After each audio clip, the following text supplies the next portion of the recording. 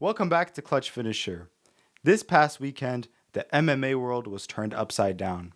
Khamzat Chimaev, the man who looked invincible, finally bled. He didn't just lose his middleweight title to Sean Strickland, he lost his aura. Chimaev entered as a massive minus 550 favorite, but by the second round, the Boars we know was gone. He looked frail, his wrestling was missing, and for the first time, he looked human. But there is a much deeper story here involving a last minute contract switch, a 46-pound weight cut, and a body that was literally shutting down. Fans at the Prudential Center knew something was off immediately. Chimaev started with his typical wrestling pressure, but his gas tank hit empty in record time. Against Dricus du Plessis, Khamzat logged over 21 minutes of control time. Against Strickland, he managed just over 7 minutes. Even more shocking, in the third round, Chimaev didn't attempt a single takedown, the first time that's happened in a round for him since 2022. He was standing in the pocket, absorbing 163 strikes from Strickland because he simply didn't have the strength to clinch. And here's the kicker.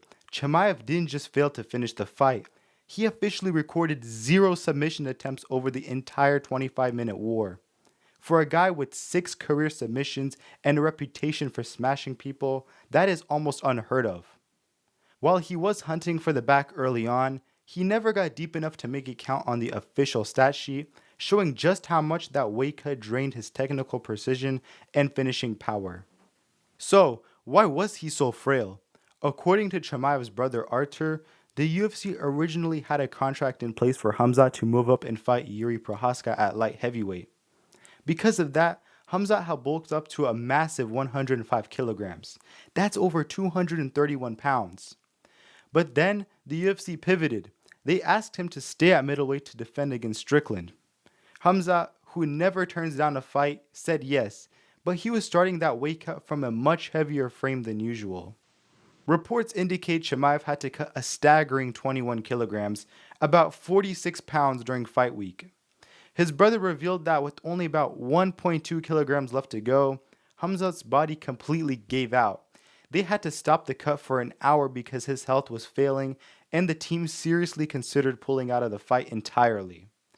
Veterans like Daniel Cormier noted at the weigh-ins that Chimaev looked miserable and hurting. On fight night, he was essentially a shell of himself, fighting on nothing but pure willpower. Despite the loss, the Chimaev camp isn't looking to move up anymore.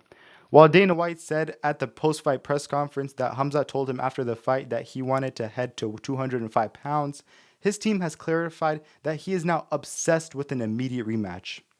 They've told the UFC he won't accept any other opponent.